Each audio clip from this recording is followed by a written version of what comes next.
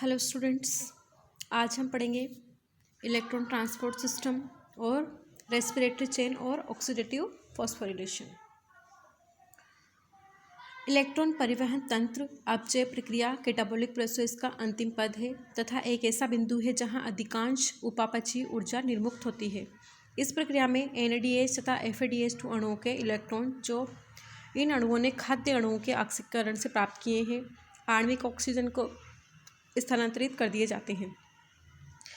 Electron स्थानांतरण के फलस्वरूप उत्पन्न ऊर्जा का अधिकांश भाग ATP निर्माण ADP के ATP में फॉस्फोरिलेशन द्वारा के काम आता है, शेष ऊष्मा के रूप में निष्कासित हो जाता है।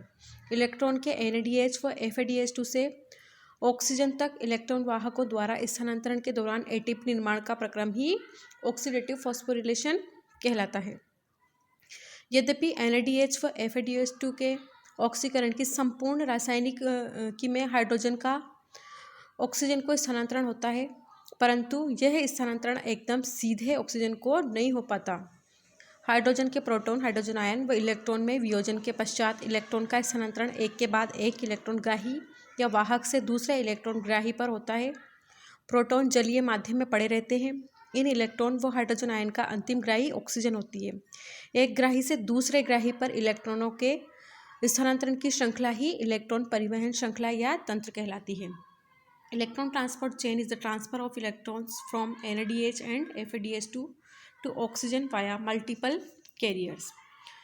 The electrons derived from NADH and FADH2 combine with oxygen, and the energy released from these oxidation reduction reactions is used to drive the synthesis of ATP from ADP. This transfer of electrons is done by multiple carriers which constitute the electron transport chain. यहाँ हम देखते हैं electron transport chain. Electron transport chain को हम सीधे से अगर समझें तो NADH व FADH हमें ग्लाइकोलाइसिस से मिल रहे हैं। ग्लाइकोलाइसिस और क्रेब्स साइकिल जो हमने पिछले वीडियोस में पढ़ा है उसमें दोनों में दो ATP हमें प्राप्त हुए। एक प्रकार का ऐसा साइकिल है ये इलेक्ट्रॉन ट्रांसपोर्ट चेन जिसमें पिगमेंट लगातार रोटेट करता रहता है और उसी में हम NADH और FADH2 बाहर से डाल देते हैं। ये NADH और FADH2 बाहर से डाल देते हैं। अलग अलग कंपोनेंट की चेन है ये, और जिससे हमें यहाँ इलेक्ट्रॉन लगातार ट्रांसफ़र होते रहते हैं।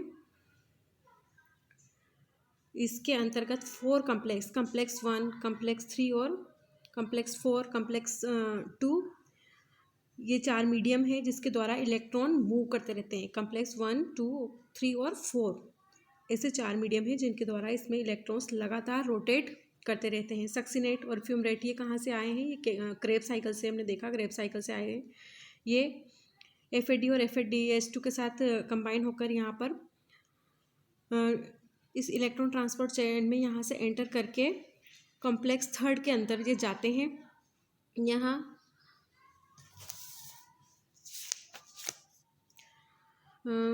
इलेक्ट्रॉन परिवहन तंत्र के उपस्थित विभिन्न इलेक्ट्रॉन वाहकों द्वारा इलेक्ट्रॉन के परिवहन या स्थानांतरण का अनुरूप यहाँ पर देख रहे हैं हम। यहाँ सक्सिनेट और फ्यूमरेट। सर्वप्रथम NADH प्लस हाइड्रोजन आयन से हाइड्रोजन परमाणु FMN पर स्थानांतरित होते हैं यहाँ पर, जिससे FMNH2 बनता है।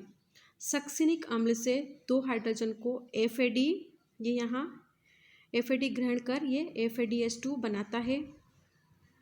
FMNH2 व FADH2 से 2 इलेक्ट्रॉन व 2 प्रोटॉन कोएंजाइम Q पर स्थानांतरित हो जाते हैं। फ्लेवोप्रोटीन से इलेक्ट्रॉन आयरन सल्फाइड केंद्रों पर स्थानांतरित होते हैं तथा यहाँ से कोएंजाइम Q पर अपचयित कोएंजाइम QH2 ये यहाँ से हाइड्रोजन के इलेक्ट्रॉन साइटोक्रोम B पर स्थानांतरित होते हैं। हाइड्रोजन के प्रोटॉन, हाइड्रोजन आयन मुक्त पड़े रहते हैं। इसके पश्चात केवल इलेक्ट्रॉन का ही परिवहन होता है।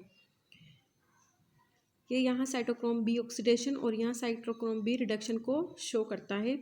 अब इलेक्ट्रॉन उत्तरोत्तर रूप से साइटोक्रोम C1 ये cytochrome C1 reduction, cytochrome C, cytochrome A तथा साइटोक्रोम A3 ये स्थानांतरित होते हैं। Cytochrome B, C, C1, A तथा A3 पर एक बार में एक इलेक्ट्रॉन स्थानांतरित होता है, परंतु QS2 से 2 इलेक्ट्रॉन मुक्त होते हैं। इसलिए इन 2 इलेक्ट्रॉन्स को ग्रहण करने के लिए प्रत्येक साइटोक्रोम के 2 अणु उपयोग में आते हैं।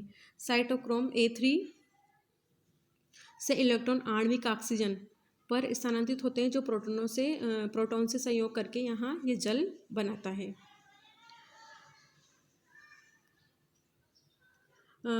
इलेक्ट्रॉन ट्रांसपोर्ट चेन में ये इसको टेबल फॉर्म में हम देख सकते हैं। यहाँ पर कॉम्प्लेक्स में जो 4 कॉम्प्लेक्स है, कॉम्प्लेक्स फर्स्ट उसमें जो एंजाइम है वो NADH डिहाइड्रोजिनेस और प्रोस्थेटिक ग्रुप FMN और 9 आयरन सल्फाइड।